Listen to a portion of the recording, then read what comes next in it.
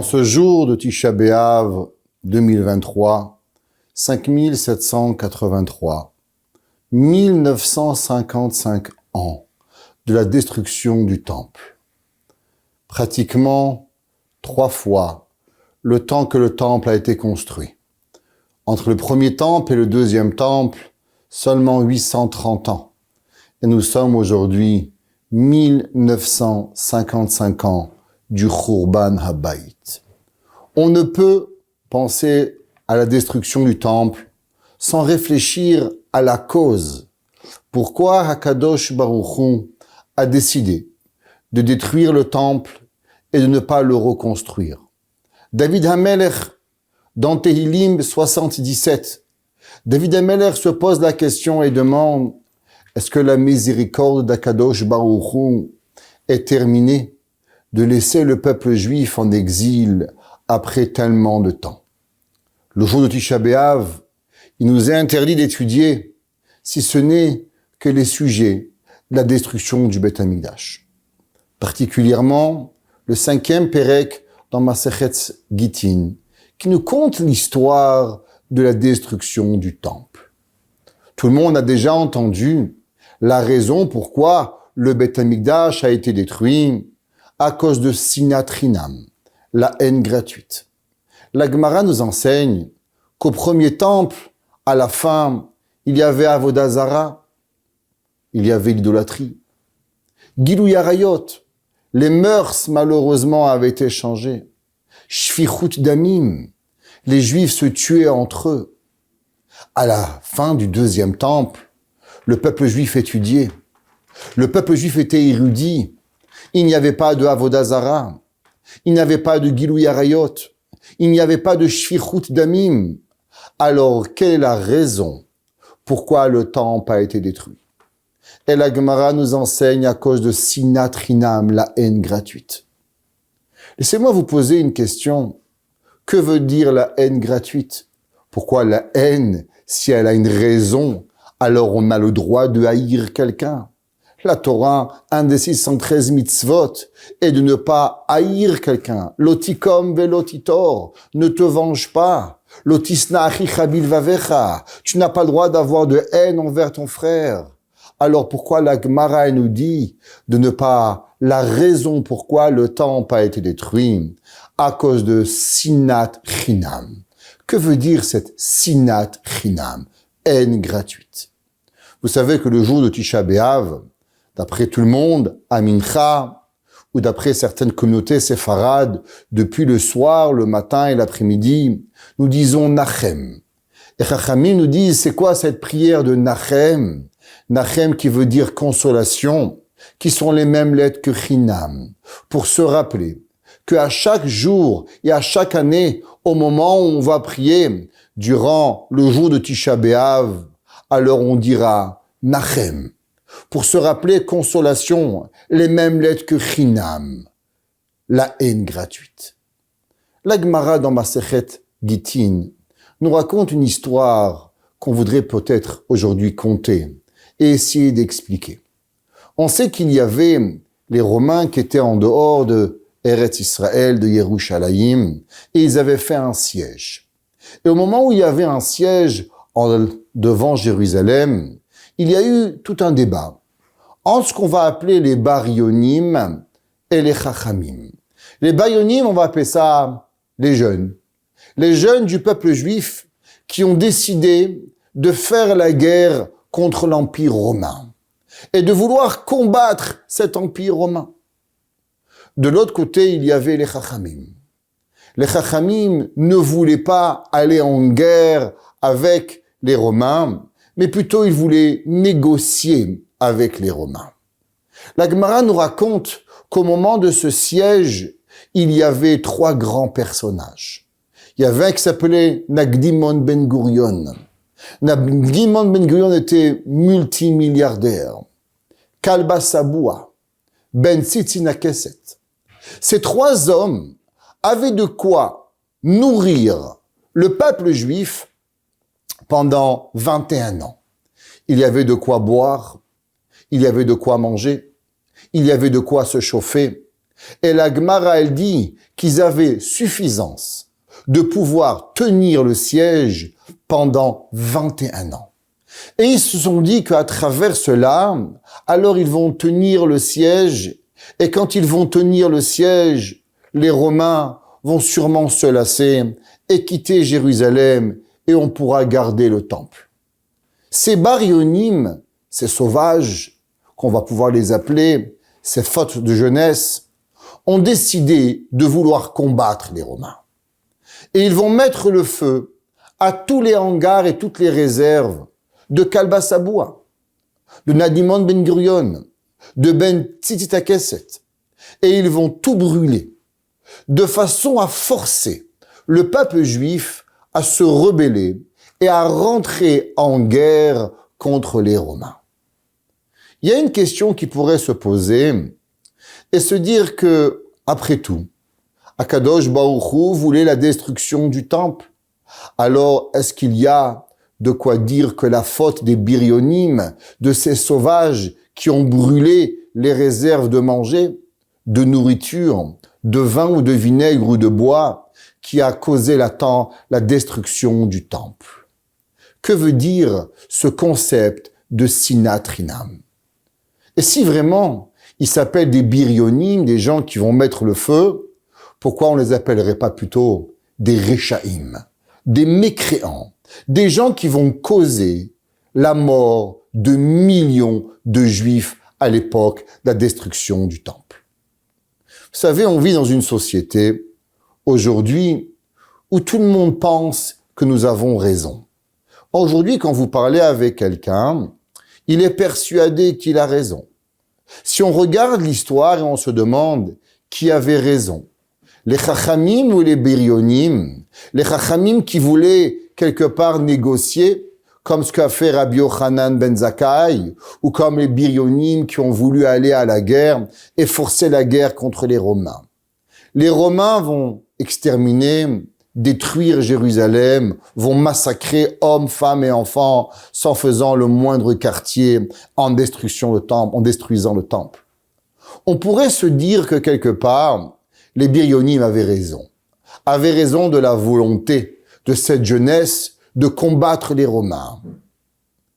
Arrêtons-nous une seconde et en se posant la question, quelle va être la conséquence de la révolte des Biryonim? La conséquence de la révolte des Biryonim va causer non seulement la mort de millions d'êtres humains à Jérusalem en l'an 68 de notre ère, mais elle va causer des difficultés à travers, prenons seulement quelques exemples, l'Inquisition espagnole, l'Inquisition qui va être au Portugal par la suite, va être les exils, va être la Shoah, va être les millions et les milliards de morts à travers les 1955 ans. Qu'est-ce qui s'est passé dans la pensée des Biryonim?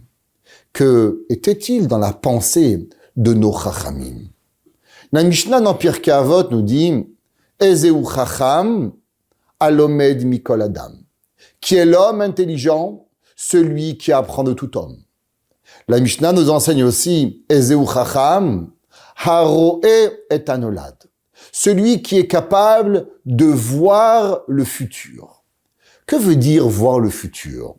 Est-ce que voir le futur veut dire être un prophète? Que la Torah nous demande que qui est l'homme intelligent? C'est un prophète.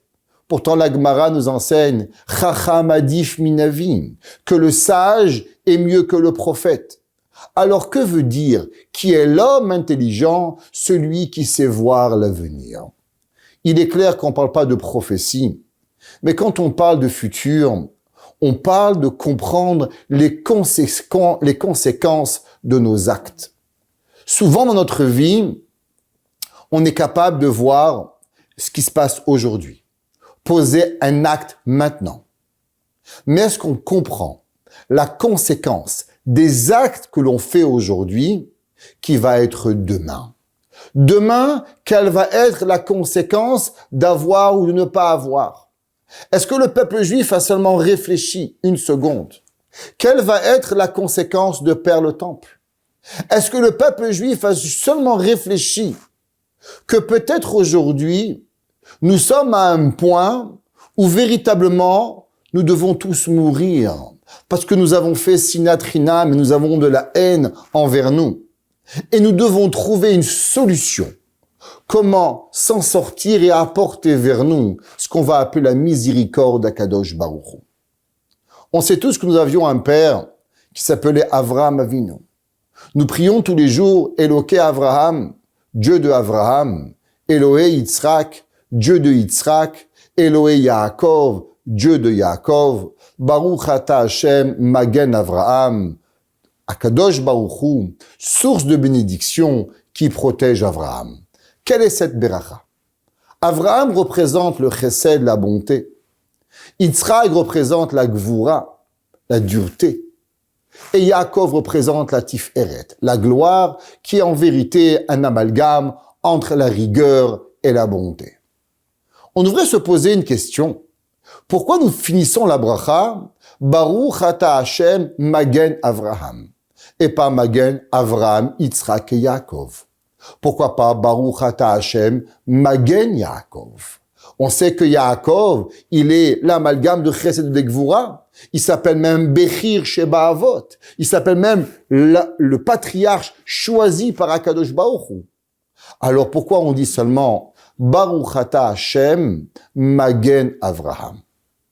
Chachamim nous disent la création du monde et tout le but de la création du monde n'a seulement une raison. Olam Chesed Yibane. Akadosh Baruch Hu n'avait pas besoin de monde. Akadosh Baruch Hu, par lui-même, par définition, il n'a pas de manque. Donc, du fait qu'il n'a pas de manque, il n'avait pas besoin de soleil, pas besoin de lune, pas besoin de montagne, pas besoin de boire, pas besoin d'avoir un peuple, pas besoin d'avoir 8 milliards de personnes qui le servent. Parce que si Akadosh Baruch Hu a un besoin quelconque, alors il ne peut être Dieu. Ça veut dire qu'il est soumis à des désirs et un Dieu ne peut avoir de désirs parce qu'il est echad et il est unique, à l'inverse de nous. Alors quelle est la raison pourquoi Kadosh Baruch Hu, il a voulu créer le monde? Et la raison, c'est pour pouvoir créer et donner et faire du bien. Pour avoir et faire du bien, il faut avoir autrui. Avraham Avinu a compris ce concept. Et c'est pour ça que Avraham Avinu va passer sa vie à donner du bien autour de lui. Avraham va faire du bien avec pas seulement sa famille. Chachamim nous disent qu'il y a un oiseau qui s'appelle la cigogne. En hébreu, elle s'appelle la chassida. Chachamim se pose la question, comment se fait-il que la chassida, elle n'est pas cachère? Si elle s'appelle chassida, la personne qui fait du chesed, de la bonté, alors comment se fait-il qu'elle n'est pas cachère? Et Chachamim de nous dire, à cause qu'elle ne fait de la bonté qu'avec sa famille. Alors une véritable bonté n'est pas seulement avec les gens que tu aimes, mais avec toute l'humanité. Avraham Avinu va faire du chesed avec tout le monde. Quelle est la raison pourquoi Avraham Avinu fait du chesed avec l'humanité? Pour pouvoir, quelque part, forcer Akadosh Baruch Hu à donner de la bonté dans le monde. Quand Avraham Avinu fait du chesed gratuitement, où il va, sans avoir la moindre raison, alors ça force les bontés de Dieu à réagir et à se dire, si déjà Avraham Avinu, qui n'est qu'un humain, qui a des sentiments d'amour, de haine, de colère, va tout mettre de côté pour pouvoir créer du bien où il peut exister, où il peut vivre, où il peut donner, ça va enclencher une bonté divine que Akadosh Baruch Hu va donner, ce qu'on appelle un shefa. Il va donner à l'humanité de la bonté pour l'humanité au complète. La bracha termine Baruch Ata Hashem Magen Avraham pour nous dire qu'en vérité, à qui Akadosh Baruch Hu il va protéger? Akadosh Baruch Hu va protéger à une seule personne. Dans le monde, il y a beaucoup de gens qui pensent avoir raison.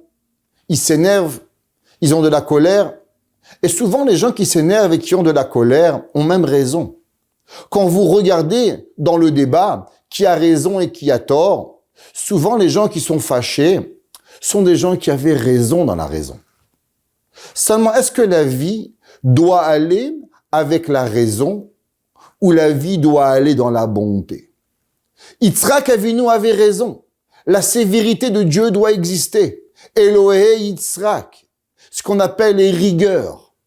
Yaakov Avinu dit, c'est vrai que trop bon n'est pas bon. Trop de rigueur peut faire mal. Alors on va faire un amalgame de bon et de mal, de bon et de dureté, de sévérité et de chesed, de gvura et de chesed. Akadosh Baruch Hu, il dit, c'est vrai. Mais au moment où vous avez besoin que Akadosh Baruch Hu, il vienne à votre aide, si l'homme fait partie de la société qui a de la rigueur, Akadosh Baruch Hu ne peut l'aider. À qui Akadosh Baruch Hu va venir sortir de la difficulté au moment où l'homme a le plus besoin, au moment où l'homme y prie. Qu'est-ce que c'est une prière? Une prière, ça représente qu'un homme, à un certain moment dans sa vie, Akadosh Baruch Hu, pour des réponses et des raisons qu'on ne connaît pas toujours, va décider que maintenant tu obtiendras pas cette chose-là. Un enfant, un shidour, X, une parnassa, X, Y, Z, c'est pas important pourquoi. Alors l'homme, il prie à Kadosh Baruch Hu. L'homme, il demande à Dieu, va être Hanan en Hashem. Moshe Rabbeinu va demander à Kadosh Baruch Hu, va dire, Matanat Chinam. Parce que si je mérite, quelque part, j'ai même pas besoin de la prière. De l'oxygène, elle vient chez vous sans avoir même à le prier. Pourtant, quand il arrive à d'autres choses, nous avons besoin de la prière. Qu'est-ce que ça veut dire la prière? C'est qu'à ce moment, je ne suis pas méritant d'obtenir ce que je veux. Alors je demande à Akadosh Baruch Hu, gratuitement, de me donner ce que je lui demande. Pour avoir l'aide divine que Akadosh Baruch Hu nous demande, Akadosh Baruch Hu, il regarde seulement une seule chose. Que veut dire Magen Avraham? Magen veut dire un bouclier, comme le Magen David. Magen Avraham. Quand l'homme a une difficulté dans la vie, Parnassa, Shlom Bayit, les enfants, quoi qu'il puisse arriver dans la vie, alors il va être protégé de tout ce qui lui arrive autour de lui. Akadosh Baruch Hu, il dit, quand tu as envie de moi quelque chose de gratuitement, et que tu as envie que je te protège, il n'y a qu'une seule et unique mida et trait de caractère qui peut t'apporter à ce que moi, Akadosh Baruch Hu, je peux intervenir divinement envers toi. C'est pas la gvura, la rigueur, c'est pas la tiferet, c'est pas le émet, mais c'est le chesed. Baruch ata Hashem, Magen Avraham. Celui qui se comporte comme Avraham Avinu, de donner de la bonté et du chesed gratuitement, inconditionnellement, alors Akadosh Baruch Hu, il promet, il dit, de la même façon que Avraham, je l'ai protégé inconditionnellement, Ve'Hashem berach et Avraham bakol, et Dieu a béni Avraham dans tout. Alors pareillement, l'homme qui va venir et qui va se comporter comme Avraham Avinu, alors Baruch ata Hashem magen Avraham. Tous les jours, nous commençons cette prière. Quand l'homme, il veut commencer sa journée, il va commencer à travailler, il a besoin d'un client, il a besoin de la gentillesse, il a besoin de la banque, il a besoin de X, Y, Z, de la compréhension, de la tête, de la tchouva, de la ahava, de ses enfants qui vont bien à l'école, de la santé. On se lève le matin, on part de la maison le matin, on ne sait pas si on va revenir vivant le soir. Alors Akadosh Baruch Hu dit Elohé Avraham. Il y avait un homme qui s'appelait Avraham de bonté, Yitzhak ve Yaakov. Mais si tu veux être protégé de ta journée, Baruch ata Hashem, Magen Avraham. À combien de chesed tu as fait aujourd'hui? Un de nos grands maîtres chassidiques a dit que vous savez, c'est marqué dans la Torah que à la fin de notre vie, Ve'Avraham zaken babayamim. Avraham était vieillissant, il venait avec ses jours. Nous dit le Midrash, qu'est-ce que ça veut dire? Ve'Avraham zaken babayamim. Ça veut dire que dans la vie, un homme, à la fin de sa vie, quand il va monter chez Dieu, chaque jour va lui être comptabilisé. Qu'est-ce que tu as fait dimanche? Qu'est-ce que tu as fait lundi? Qu'est-ce que tu as fait mardi? Ainsi de suite. On raconte que le Chafetz Chaim, un jour, il avait 90 ans, et ses enfants avaient vu qu'il avait un souci sur le visage. Ils m'ont dit, papa, que t'arrive-t-il? Il dit, je fais cheshbon hanefesh. Je suis en train de réfléchir aux années de ma vie, et j'ai oublié ce que j'ai fait pendant 15 minutes. 90 ans de vie. Le Chafetz Chaim avait oublié 15 ans de sa vie. Qu'est-ce qu'il avait fait? Ve'Avraham Zaken Babayami. Nous dit le livre Chassidim, qu'est-ce que ça veut dire un jour? Un jour, c'est 24 heures. Un jour, c'est une semaine. C'est quoi un jour? Nous enseigne le Maggid de Mezerich. Et il dit qu'un homme, pour que sa journée soit comptabilisée dans le ciel, la première chose qu'on va lui demander, c'est est-ce que tu as fait un chesed avec quelqu'un? Un homme, il a pu mettre les téphilines, avoir une mezouza, avoir fait toutes les mitzvot de la Torah, en n'oubliant qu'une seule, ne pas avoir fait de la bonté à un autre juif. Alors ce jour-là, dans sa vie, il ne sera pas comptabilisé. Il va dire, mais attention, le 2 janvier 1965, j'ai mis mes téphilines, j'avais un talit, j'ai prié, elles sont où ces mitzvot? Nous dit le Maggid de Mezerich, on va lui dire, c'est vrai que tu as fait des mitzvot. Mais pour qu'un jour soit compté un jour, il faut que d'abord il y a eu un chesed. Abraham, qui était le Baal chesed, Baba Yamim, lui, il pouvait venir avec tous ses jours, parce que ces jours étaient comptabilisés l'un après l'autre, parce que lui, il avait chaque jour de sa vie un jour de chesed. Abraham, le jour où il va faire la Brit Mila, le 3e jour qui est le jour le plus difficile. Abraham Avinu, il va sortir et il va nourrir 3 bédouins. Et là, on se pose la question et on demande, mais pourquoi Kadosh Baruch Hu a fait tellement de miracles? Pourquoi il n'a pas demandé à Abraham Avinu, tu sais, Abraham Avinu, fais pas du chesed, va dormir, il aurait pu endormir Abraham. Ça aurait été plus facile que de sortir un soleil de sa chaleur et de faire venir Michael, Gabriel et des amener chez Abraham Avinu. Pourquoi tout cela? La réponse, elle est simple. Akadosh Baruch Hu voulait que Abraham, il a la récompense de la Brit Mila. Mais pour qu'il y ait la récompense de la Brit Mila, qu'il y ait la souffrance qu'Abraham Avinu l'avait eue, il faut d'abord qu'un jour soit un jour. Et pour qu'un jour soit un jour, il faut d'abord avoir du chesed. Alors Akadosh Baruch Hu, il va transformer le monde pour qu'Abraham puisse avoir du chesed. Parce que s'il n'y a pas de chesed, alors il n'y a pas de Brit Mila, alors il n'y a pas de Sachar, alors il n'y a pas de Onesh, alors il n'existe rien. Alors on aurait pu endormir Abraham, mais Abraham n'est pas intéressé à avoir un jour qui n'est pas un jour. Ve Avraham Zaken Babayamim. Abraham le Baal Chesed, il arrive avec ses valises pour pouvoir venir. Kalba Saboua, Nagdiman Ben Gurion, Ben Tzitzit Keset. Il regarde le peuple juif et il voit malheureusement une catastrophe.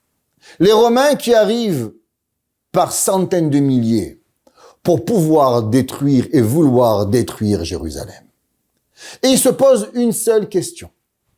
Qu'est-ce qu'on peut faire pour sauver cette nation? Alors on n'aura pas dit qu'ils sont partis au Beth Midrash et qu'ils ont dit venez on va apprendre le chasse. Venez on va apprendre le Talmud. Venez on va se renforcer dans X ou Y, Z. Mais les 3 grands plus riches de Jérusalem prennent sur eux de nourrir le peuple juif pendant 21 ans. C'est quoi ce chiffre 21? Tout le monde sait qu'au moment, à la sortie d'Égypte, au moment où Moshe Rabbeinu demande à Akadosh Baruch Hu, Dieu, quel est ton nom? Avec quel nom tu veux sauver le peuple juif? Et Moshe, Akadosh Baruch Hu répond à Moshe, Eheye. Que veut dire Eheye? Je suis présent. Et Eheye, Asher Eheye. Je suis présent, je serai présent. Qu'est-ce que ça veut dire je suis présent, je serai présent? Ça veut dire qu'à chaque fois que le peuple juif va avoir besoin de moi, alors je vais être là pour enclencher quelque part une réaction que Akadosh Baruch Hu, qui n'est peut-être pas méritée, mais Akadosh Baruch Hu, il l'a. On est seulement 210 ans après l'entrée en Égypte, on doit mériter 400 ans. Moshe Rabbeinu dit à Akadosh Baruch Hu, comment tu fais? Comment tu arrives à gérer les 190 ans manquants? Akadosh Baruch Hu, il dit, Eheye, je suis présent. Qu'est-ce que ça veut dire, je suis présent? Ça veut dire qu'il y a des moments où on est capable d'apporter la présence divine, même si on la mérite pas. Kalba Saboua, Nagdiman Ben Gurion, Tzitzit Keset, ils disent, attention, C'est vrai que véritablement, dans le ciel, il y a un décret. Et le décret, il est que le peuple juif, il doit souffrir. Mais nous avons une solution. La solution, c'est le chesed. Laissez-nous nourrir le peuple juif pendant 21 ans. Laissez-nous faire ce chesed incroyable. Donner tout notre argent. Nous n'aurons plus rien. Nous n'aurons plus de blé. Nous n'aurons plus d'orge. Nous n'aurons plus de bois. Nous n'aurons plus d'huile. Nous n'aurons plus de vin. Mais ce chesed-là va protéger le peuple juif. Baruch ata Hashem, Magen Avraham. Les trois grands et les trois riches d'Israël comprennent que véritablement, à ce moment-là, pour sauver le peuple juif, il faut une condition. Olam chesed ibaneh. Que pour que le monde puisse exister, il faut avoir de la compassion l'un envers l'autre. Alors on va nourrir le peuple juif. Les biryonim, qui n'étaient pas des mauvaises personnes peut-être, ils ne comprennent pas le principe. Ils comprennent un ennemi, il va aller en guerre. Comment est-il possible de pouvoir négocier avec l'ennemi? Comment Akadosh Baruch Hu peut nous sauver de l'ennemi? Après tout, ils sont des millions et nous sommes seulement des centaines de milliers. Et ils vont tout brûler. Et l'ennemi va rentrer et ils vont perdre. La fin ne justifie pas les moyens. C'est pas parce qu'ils ont gagné qu'on devait perdre. Si nous avions eu le chesed de Nadiman Ben Gurion, si nous avions eu le chesed de Tzitzi Kesset, si nous avions eu le chesed de Kalba Saboua, alors ce chesed-là aurait permis à pouvoir maintenir le peuple juif. Rabbi Yochanan Ben Zakkai, au moment où il va aller voir Vespasien, il va lui demander 3 demandes. Et une d'entre eux, c'était quoi? De guérir un malade, Rabbi Tzadok. Et la question, elle est pourquoi on devait demander de guérir et d'amener un docteur pour guérir Rabbi Tzadok? La réponse, elle est simple. Parce que si on veut maintenir le peuple juif, on voulait maintenir Yavne Vechachamea, on a voulu maintenir la famille de Rabban Gamliel, qui est la tribu de David Amelech. Si on fait une demande sans avoir un chesed, alors la demande, elle va finir par disparaître. Le peuple juif ne peut vivre qu'à travers le chesed. Que veut dire sinat chinam? La gratuité. La gratuité, c'est simple. C'est à cause que l'homme, en vérité, il a devant lui toutes les solutions. Il a devant lui souvent de quoi être capable de tout réparer. Et c'est tellement facile. Faire du chesed, ça demande pas toujours de l'argent. Ça demande de dire un bonjour. Ça demande de dire un au revoir. Vous vous posez pas la question pourquoi Tisha B'Av, on n'a pas le droit de se dire bonjour. Pourquoi on nous interdit de dire shalom? La réponse, elle est simple. Parce que si on avait dit shalom et bonjour il y a 1955 ans, alors aujourd'hui on serait pas dans Tisha B'Av. Si on avait été intéressé par ton ami, à savoir quoi lui faire du bien et comment l'aider et comment s'assurer que lui il vive, alors aujourd'hui tu serais pas là. Tu sais pourquoi tu manges pas? Parce que tu as mangé sans penser à l'autre. Tu sais pourquoi tu n'as pas le droit de boire? Parce que tu as bu sans penser à l'autre. Pourquoi tu peux pas changer tes habits et tu peux pas avoir ton beau costume? Parce qu'à ton mariage, t'as pensé qu'à toi-même et t'as pas pensé aux autres. La Torah te dit, Elohé Avraham, le monde a commencé qu'à travers le chesed. Comment le monde terminera? Seulement par Baruch ata Hashem Magen Avraham. Tu sais comment on va s'en sortir? Grâce au chesed. Aujourd'hui, Tisha B'Av, on espère le dernier Tisha B'Av. Si chacun de nous pense à une seule chose, durant l'année qui va venir, tous les jours de ma vie, à rajouter un chesed sur une personne, tous les jours de ma vie, alors Be'ezrat Hashem, que l'année prochaine on comptera pas les années de la destruction du temple, mais on recommencera à construire la première année, la reconstruction de Mashiach Tzidkenu Bimera Biyamenu. Amen.